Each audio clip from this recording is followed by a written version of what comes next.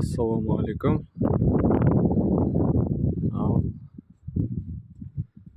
бүгін өзімнің осындай кішігірім тауық қорамды сіздерге көрсетейін.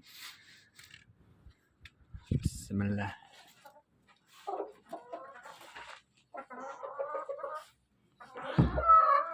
Алланың қалауымен осындай кішігірім тауық шаруашылығын бастап көрдім биыл. Аллаға шүкір. Әр ойдағыдай осындай жала тауық қора. Ал самодельный кормушка тауықтарға арналған. Бүгін өзім қолдап істедім. Онда су ішетін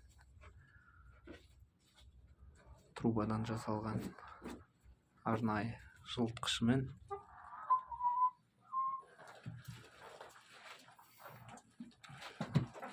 осындай жұмыртқа туатын жерлері.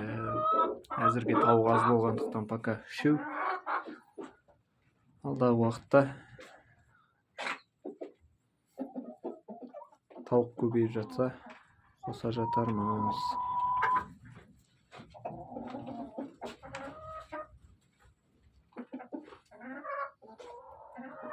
Инфракрасная лампа.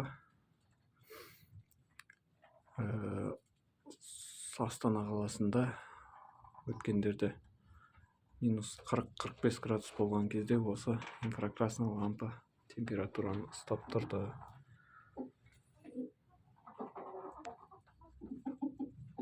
Қазір 10 градусқа жақын, 8-9 градус где-то.